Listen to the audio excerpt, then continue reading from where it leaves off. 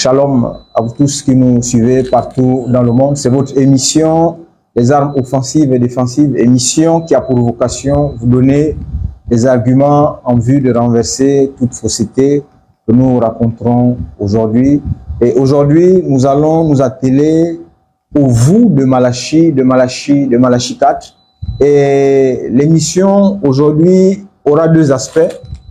Premier aspect, le docteur Yannick nous démontrera dans les Écritures de qui s'agit-il lorsque Dieu parle de « je vous enverrai vous » au vous de Malachi, avec des éléments concrets et factuels. Il s'agit réellement de qui? Et dans la deuxième étape, le docteur aura le soin de renverser, de donner des arguments concis et précis que ce prophète, effectivement, s'est bel et bien trompé en se servant de son enseignement compilé dans multiples de ses brochures. Et c'est ce à quoi nous allons vraiment assister ce soir. Docteur Yannick, bonsoir. Bonsoir, mon frère bien-aimé Olivier, que Dieu vous bénisse richement. Amen. Voilà ce que nous pouvons dire pour le moment. Nous voulons dire aux frères et sœurs qui nous suivent de partout dans le monde d'appeler d'autres frères d'être connectés parce que les choses qu'on va parler aujourd'hui touchent la prophétie. Nous vous demandons d'avoir vraiment, comment dirais-je, une attention soutenue. Alors, celui qui sera distrait, c'est fini, c'est bien. Non, il va se faire. Prenez seulement vos Bibles, tout ce qu'on vous demande à la maison. Que Dieu vous bénisse richement, mon frère bien-aimé Olivier. Amen. Alors, pour ne pas perdre du temps, comme dit le thème. Le thème, c'est quoi? Le vous de Malachi 4. Qu'est-ce que nous voulons faire? Nous voulons chercher à partir du verset 1 jusqu'au verset 6. Quand Dieu parle, pour vous, il faut bien nous suivre ici. Nous ne sommes pas en train d'enseigner. Oui. L'objectif, c'est quoi? Comment bloquer quand tu es face à quelqu'un qui dit que Dieu nous a envoyé les prophètes dans Malachi 4, 6, comment bloquer cet enseignement? Juste par la simple lecture. Pas au dos de Moïse, non. Ouais. Voilà les concepts de cette émission. Parler de la loi que non. Le ministère est pour là. Ouais. La façon dont le ministre doit lire est différente du peuple. Voilà pourquoi nous sommes là pour ça. Avec des preuves factuelles. C'est-à-dire des éléments qui sont écrits ici, dans la Bible. Voilà. Donc, avec la lecture, tu peux bloquer quelqu'un. Est-ce que vous comprenez ça? C'est ça le but de cette émission. Alors, mon frère bien-aimé Olivier, tenez-moi très bien. Malachi chapitre 4. Malachi chapitre 4, premier verset. On va commencer par le premier verset. Ouais, parce que lui, la vie sauté. Maintenant, on commence là-bas. Malachi 4. Il faut prendre la tradition d'Arbi parce que c'est la tradition que le prophète américain utilisait à son temps. Ouais. Alors, il faut lire avec Darby. Malachi 4, verset 1. Malachi 4, verset 1, version Darby. Il est écrit. Car voici le jour vient, brûlant comme un four, et tous les orgueilleux et tous ceux qui pratiquent la méchanceté seront du chaume. Et le jour qui vient les brûlera, dit l'Éternel, les armées, de manière à ne leur laisser ni racine ni branche. Verset 2. Verset 2. Et pour vous qui craignez. C'est ça, nous sommes là. Et pour vous qui craignez. Mon nom. Alors, on commence par là. Le vous du verset 2 ne peut pas être différent ni en contradiction avec le vous du verset 6. Verset 3. Continuez. Verset 3 est écrit. Et vous foulerez les méchants. Et vous foulerez le méchant. C'est le vous du verset 2. C'est une suite logique. Ouais. Continuez. Car ils seront de la cendre sous la plante de vos pieds. Continuez. Au jour que je ferai, dit l'Éternel des armées. Très bien. Verset 4.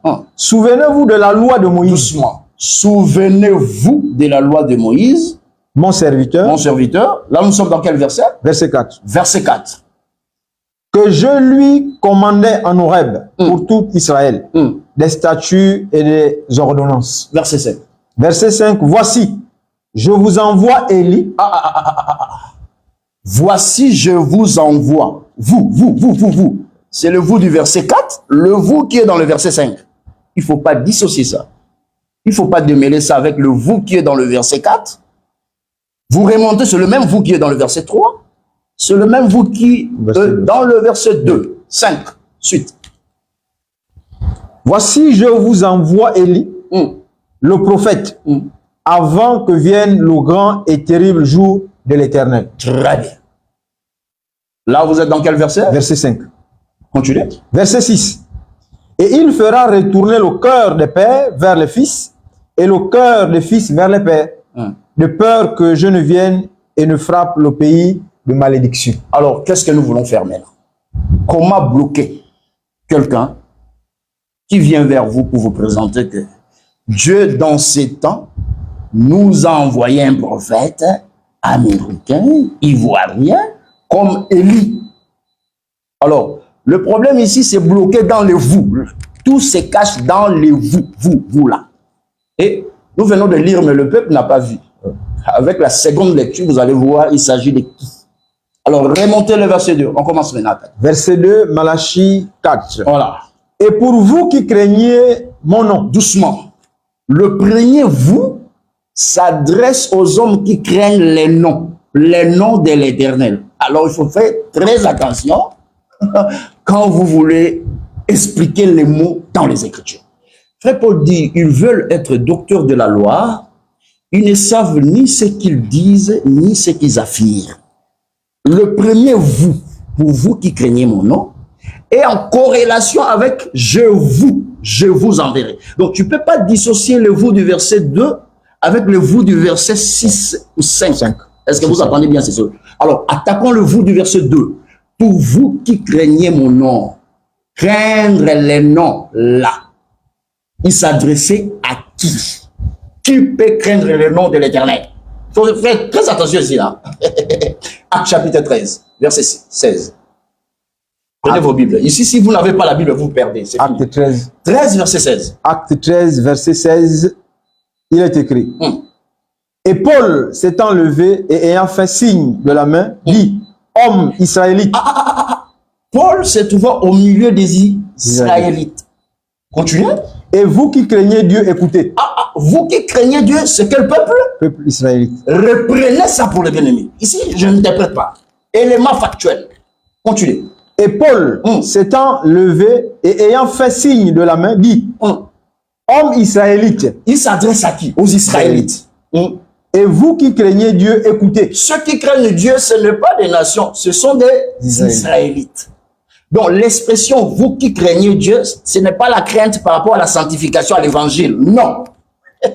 Si tu prêches comme ça, tu prêches mal. C'est une expression biblique. Il faut comprendre ça. Vous qui craignez Dieu, c'est en rapport avec les Israélites. Maintenant, la crainte là, c'est quoi? Je vais encore prendre un deuxième témoin. Virgule verset 26. Virgule verset 26. Il est écrit, homme frère, fils de la race d'Abraham. Ça dit que les circoncis, c'est ça que ça veut dire. À vous et à ceux qui parmi vous craignent Dieu. Parmi vous craignent Dieu. Et ils n'ont pas encore reçu l'évangile. Dans Acte 13 ici, là. Est-ce que vous comprenez ça? Suivez-moi très bien. Acte chapitre 16, verset 14. Acte 16, verset 14. Acte 16, verset 14. Acte 16, verset 14, il est écrit. Et une femme nommée Lydie, marchande de pourpre, de la ville de Thyatire, qui servait Dieu, écoutait et le Seigneur lui ouvrit les yeux. Très bien. Lui ouvrit le cœur pour qu'elle fût attentive aux choses. Alors, que Paul disait. Quand l'Écriture dit, vous qui craignez mon nom, par là nous comprenons, craindre Dieu, c'est en rapport avec un peuple qui adore Dieu. La crainte là, c'est tout un peuple qui conservait, qui gardait la loi, observait la loi en adorant Dieu. C'est ça l'expression. Vous qui craignez mon nom. Acte chapitre 10, verset 2. Acte 10, verset 2, il est écrit. Pieux et craignant Dieu. Là, c'est qui? Avec... Redisez bien au commencement. Or, à Césarée, un homme nommé Corneille, centurion de la cohorte appelée Italique, pieux et craignant Dieu, Hein. avec toute sa maison, faisant beaucoup de monde au peuple. Corneille était un étranger, mais l'Écriture dit pieux et craignant Dieu. Maintenant, la crainte, là, on l'explique en bas. Il faisait des aumônes et il adorait Dieu. C'est-à-dire quoi? Tout juif qui respectait, qui conservait la loi en adorant Dieu, en donnant les offrandes, en respectant le culte, il fait partie des craignants Dieu. Or, les nations n'avaient pas de culte. Quand vous voyez Corneille ici, là, Corneille, c'est l'image d'un prosélyte. Est-ce que vous comprenez ça? C'est-à-dire quelqu'un qui a adhéré à la foi juive. Est-ce que vous voyez ça? Donc, craindre Dieu ici, c'est pas en rapport avec l'évangile. Il faut faire très attention. C'est en rapport avec la loi. Vous qui craignez Dieu, c'est le peuple qui observe la loi en adorant Dieu. Ah, donc, par là, nous comprenons, le vous là concerne tout un peuple, Israël. Verset. Pas les nations. Non. L'expression déjà craignant Dieu renverse l'enseignement. C'est fini. C'est fini. Alors, continue. Malachie chapitre 4. Malachie chapitre 4, à partir du verset 3. Malachie 4, verset 3. Non, verset 2 toujours. Verset 2. Et pour vous qui craignez mon nom, se lèvera. Nous avons expliqué que craindre là, ce n'est pas les nations. Les nations n'avaient pas la crainte de Dieu, ça veut dire à d'autres termes, ils n'avaient pas la loi pour adorer Dieu. Celui qui craint Dieu, c'est celui qui adore Dieu. Voilà, selon la loi. Continue. Se lèvera le soleil de justice. Doucement. Pour vous, s'élèvera le soleil de justice.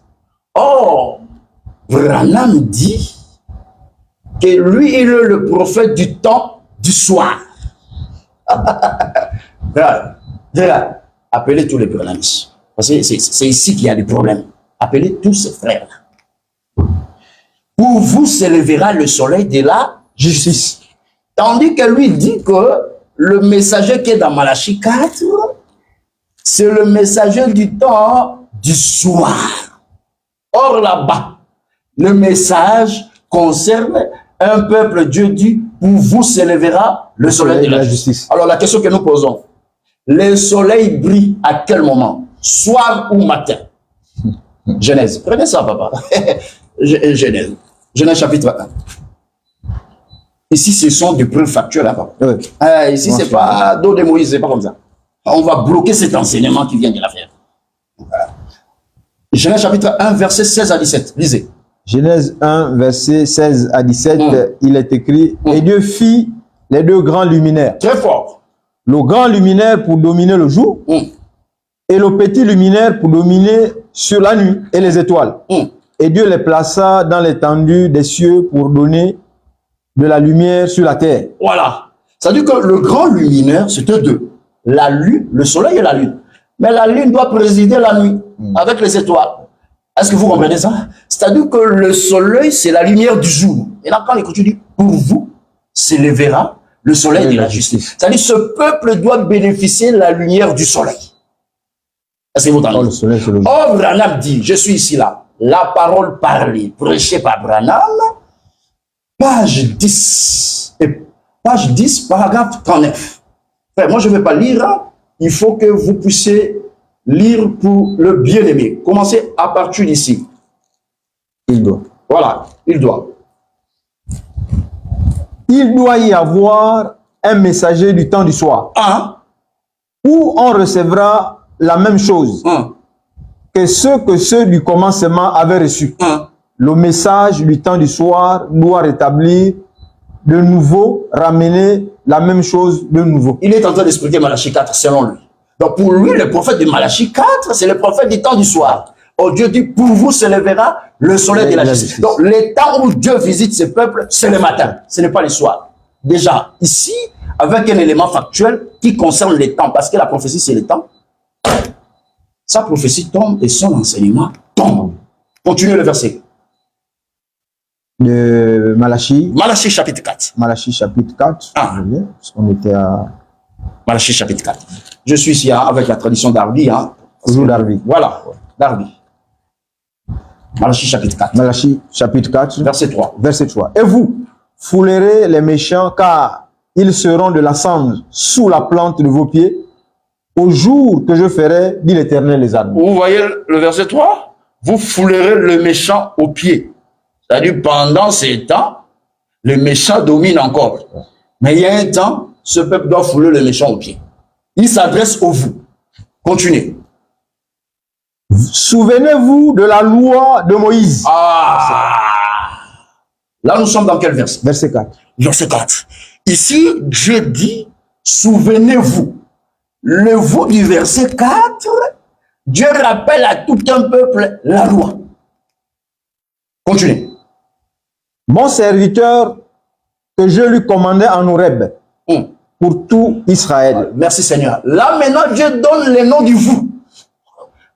Pour tout Israël. Ça dit quand Dieu disait dans Malachie 4, verset 4, souvenez-vous de mon serviteur Moïse et de la montagne d'Horeb, là où Dieu a parlé, a donné la loi. Il dit, la loi que j'ai donnée aux Gabonais. Non, non, non. Tu as vu Dieu là-bas citer les Américains? Non, non. Il dit, tout Israël. Donc, le vous là est en rapport avec Israël. C'est Dieu qui donne les noms du vous. Maintenant, prenons le verset 5. Verset 5. Voici, je vous envoie Élie, le prophète, avant que vienne le grand et terrible jour de l'Éternel. Le peuple qui reçoit Élie dans le verset 5, c'est le peuple qui a reçu la loi dans le verset 4. Donc, le vous du verset 4 est égal au vous du verset 5. Parce que dans le verset 4, Dieu cite les noms. La loi, il se réfère au peuple d'Israël. Or, Psaume 147, verset 19, Dieu a donné la loi aux enfants d'Israël et il a privé cette loi au reste des nations. Donc, par là, quand nous tombons dans le verset 5, pour vous, je vous enverrai, il s'adresse au peuple qui a reçu la loi. Est-ce que Béninois a reçu la loi? Non. Congolais, il a reçu la loi? Non plus. Gabonais a reçu la loi? Non plus. Donc, par là, nous comprenons que la promesse faite dans Malachie 4, 5, 6 concerne tout un peuple qui est le vous, Israël. Pas les nations. Non, parce que dans le verset 4, Dieu donne même son nom. Souvenez-vous de mon serviteur. Les Gabonais, ils ont reçu un prophète au nom de Moïse. Non. Les Béninois, ils ont reçu un prophète au nom de Moïse. C'est Israël qui a reçu le grand prophète au milieu de Moïse. Maintenant, Dieu lui dit, Dieu leur dit, souvenez-vous de mon serviteur Moïse et de la loi. Donc, dans la lecture, mon frère bien-aimé, seulement quand nous lisons, nous bloquons cet enseignement. Par rapport au temps et par rapport au vous. Donc, souvenez-vous, je vous enverrai. C'est lié au verset 2. C'est pour le peuple qui craint Dieu. Craignant Dieu, c'est pas français. Il faut faire très attention. C'est une expression biblique. C'est-à-dire c'est un peuple qui adore Dieu avec la connaissance de la loi. C'est ça l'expression craignant Dieu. Rien à voir avec les nations, avec l'Église. Non. Chez les nations, pour être appelé craignant Dieu, il faut être prosélyte. C'est-à-dire tu adhères à la foi juive. Là, voilà pourquoi dans Acte 10, 1, 2, Corneille, pieux, craignant Dieu, parce qu'il faisait des aumônes. Il partait adorer. Ça, le prophète américain n'a pas vu ça. Là, nous sommes que dans la lecture, sur le vous. Donc, le vous du verset 2 est en corrélation avec le vous du verset 3, 4, 5, 6. Il s'agit d'un seul peuple, Israël. Voilà la première étape. C'était faire la lecture pour bloquer cet enseignement. Donc, vous n'avez pas besoin de beaucoup faire. Ah, c'est pas lui. Non. Réalisez avec des preuves factuelles, la personne sera bloquée.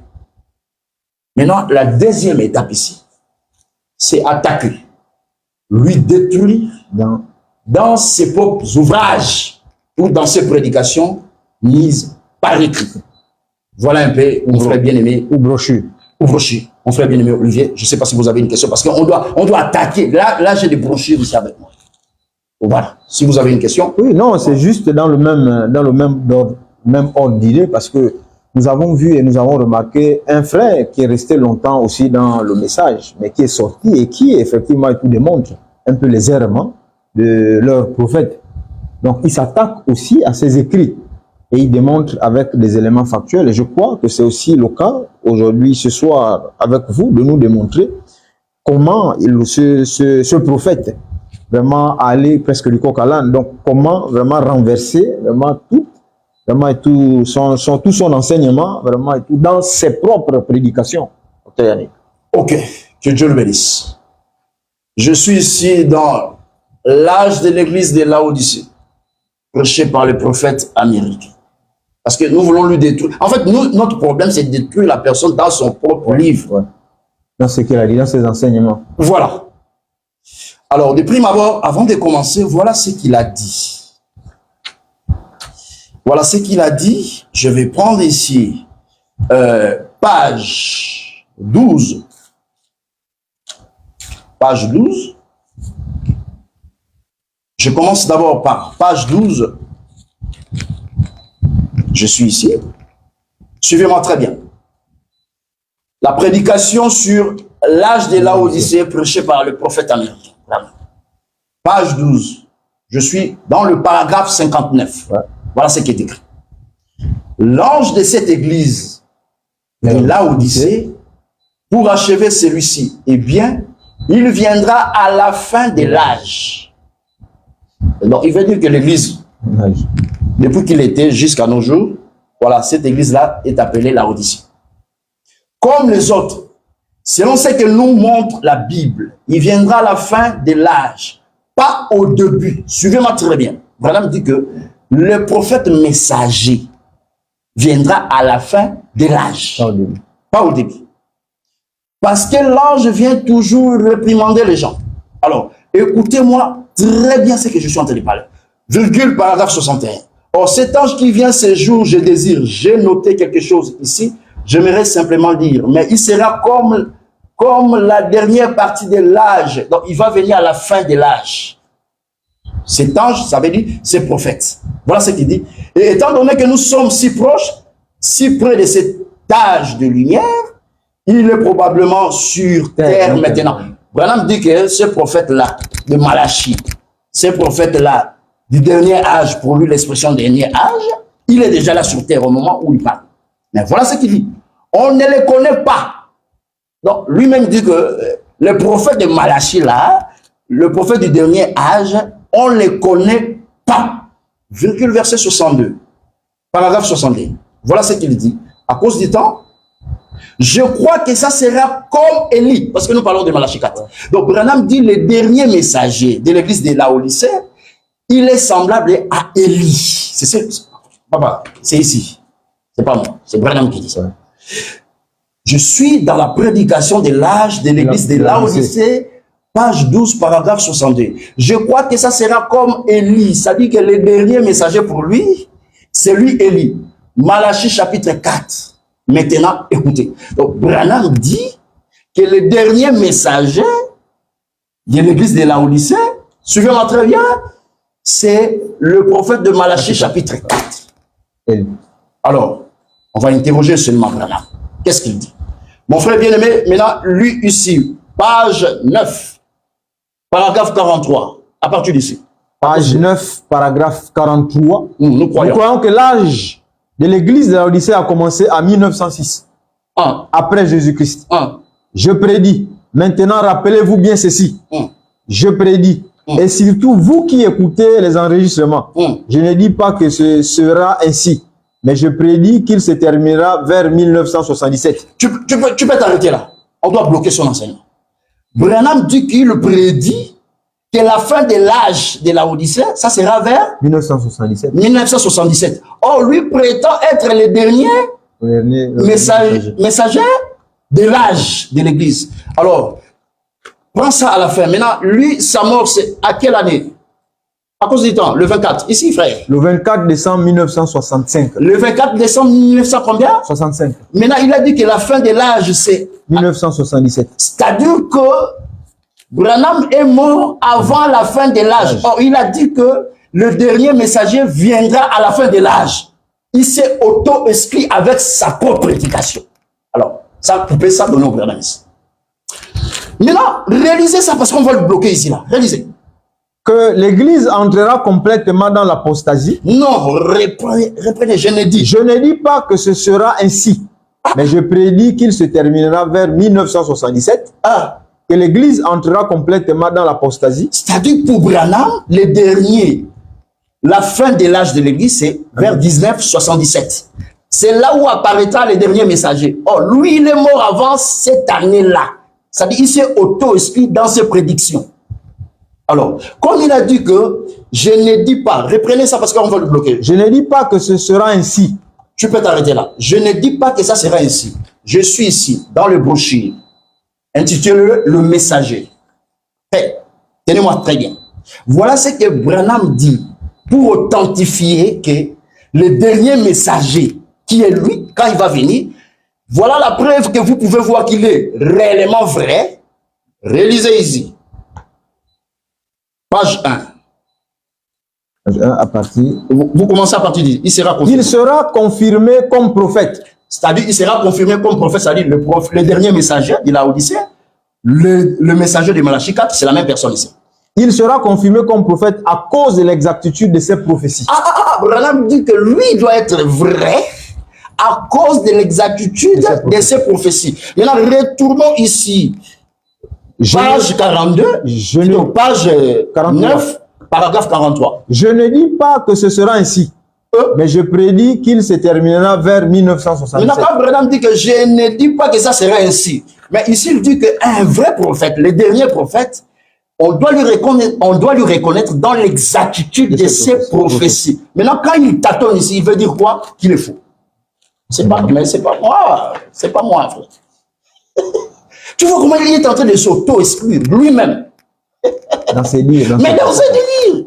C'est-à-dire ici, nous détruisons Branham dans ses prédications pour montrer qu'il ne pouvait pas être le dernier messager. Parce qu'il dit, quand le dernier messager va venir, je suis ici là, il sera reconnu vrai par l'exactitude de ses prophéties. Tandis que dans page 9, paragraphe 43, dans la prédication sur l'âge de l'église de la Odyssée, Branham dit, je ne dis pas que ça sera ainsi, mais je prédis. Il est tenté de tâtonner. Automatiquement, lui-même dit que je suis faux, je ne peux pas être le dernier messager. Vous voyez le travail qu'on faisait, on est en train de lui chasser dans les Écritures, dans ses propres prédications. Alors, on peut poursuivre encore, mon frère bien-aimé Olivier. Page 3. Suivez-moi très bien. Je suis ici. Page 3, frère. Lisez bien ici. Hein. Page 3, la prédication sur le messager. Vous pouvez commencer à partir d'ici. Nous voyons. Nous voyons non seulement la venue de ce messager, dans Apocalypse 17. Il parle de ce messager Malachie 4.5. Voilà, il dit que ce n'est pas seulement dans Malachie 4.5. Mais aussi dans Apocalypse 17. Réalisez ça très fort. Nous voyons non seulement la venue de ce messager dans Apocalypse 17, mais nous découvrons que la parole parle de la venue d'Élie avant le retour de Jésus. Ah, là, il touche Malachie 4.5. Vous voyez? Donc, il dit que Apocalypse chapitre 10, verset 7, égale à Malachie chapitre 4, verset 5 à 6. Donc, c'est le même messager. Donc, Branham veut dire que Apocalypse 17 égale à Malachie 4, 5. C'est lui le messager. Alors, on doit vous donner les armes quand vous êtes face à eux. Que Apocalypse 17 n'est pas lui. Dans les éléments, dans le preuve factuel. Ici, ici là, je ne vais pas monter. Lecture. Mais Apocalypse chapitre 10, verset 7. Gagnons du temps. Apocalypse chapitre 10, verset 7. Papa, nous, on prend du temps à lire. Hein? Apocalypse 10, verset 7.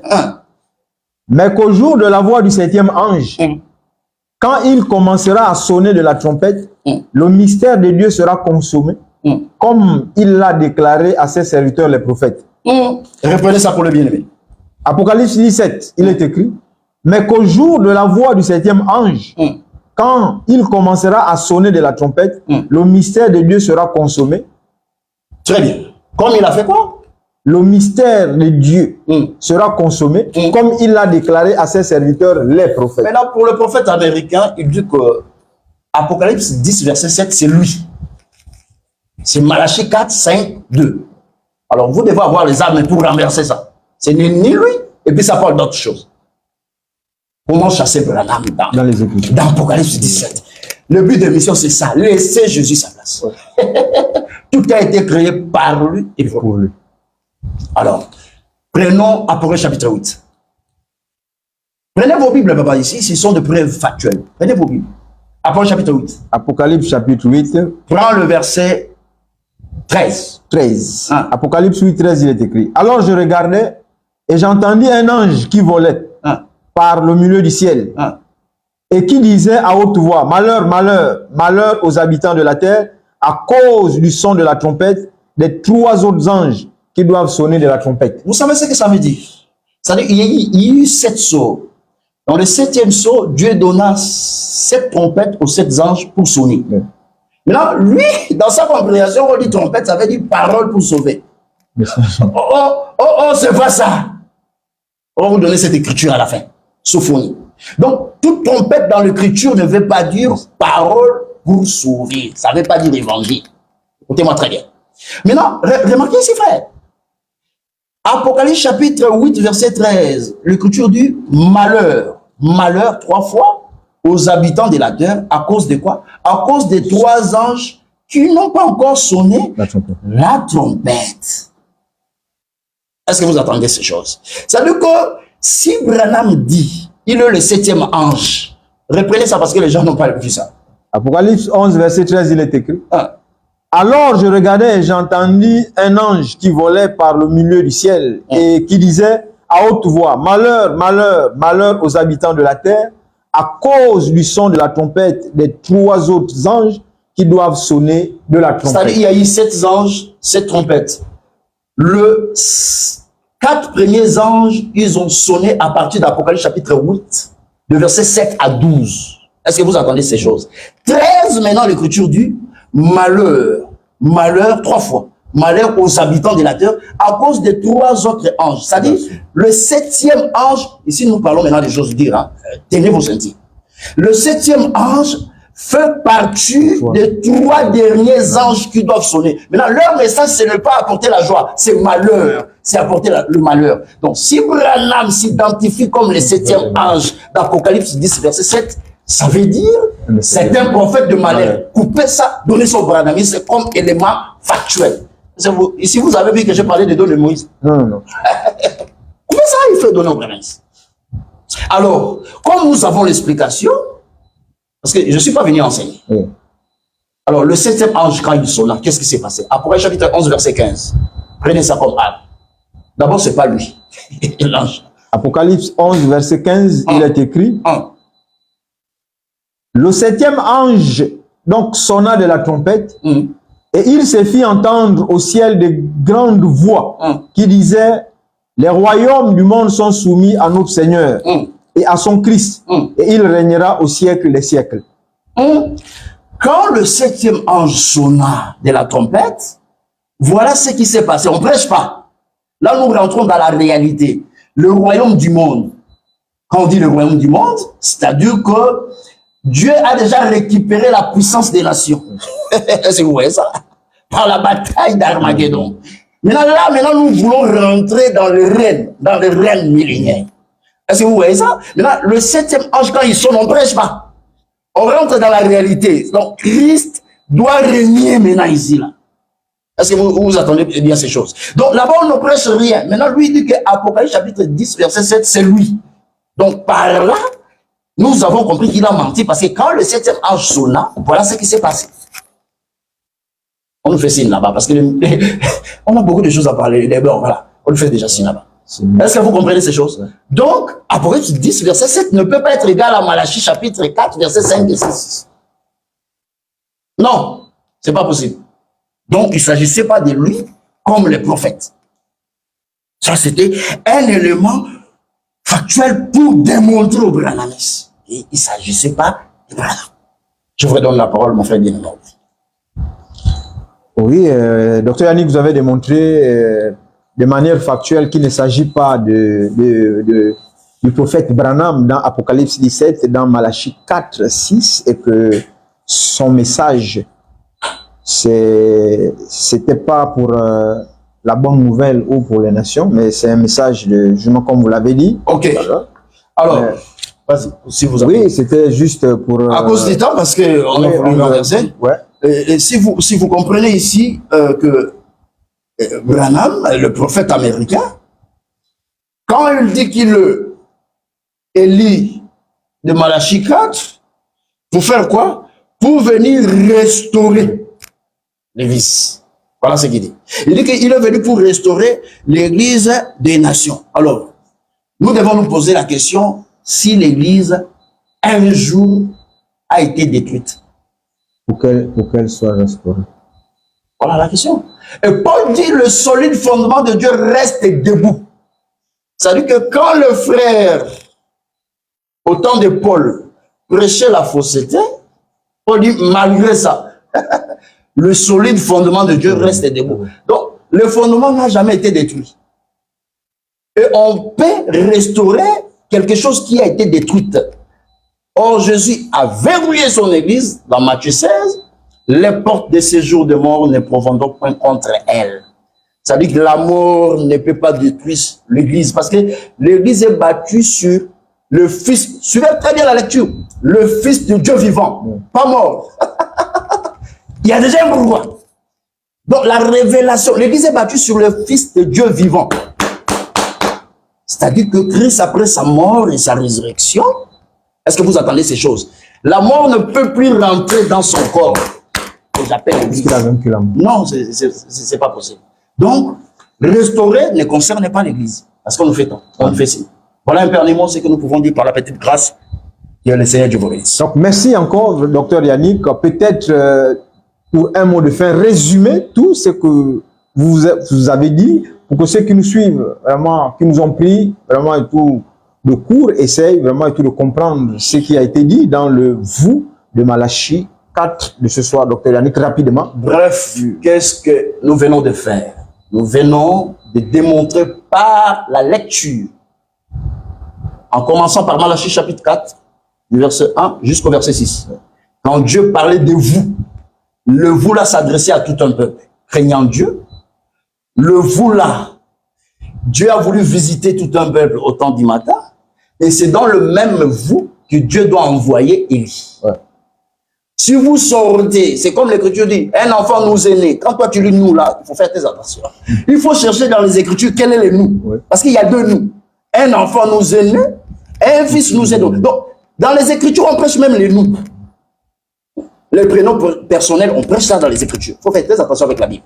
Donc aujourd'hui, on a voulu bloquer cet enseignement qui vient de l'enfer par une simple lecture avec des preuves factuelles. Une lecture littérale. Littérale. Bloquée. Ouais. Et puis rentrer dans son propre livre, et dans ses livres, dans ses prédications, pour montrer comment est-ce qu'il s'est embrouillé, s'est perdu, qu'il ne pourrait jamais être le dernier messager de l'âge.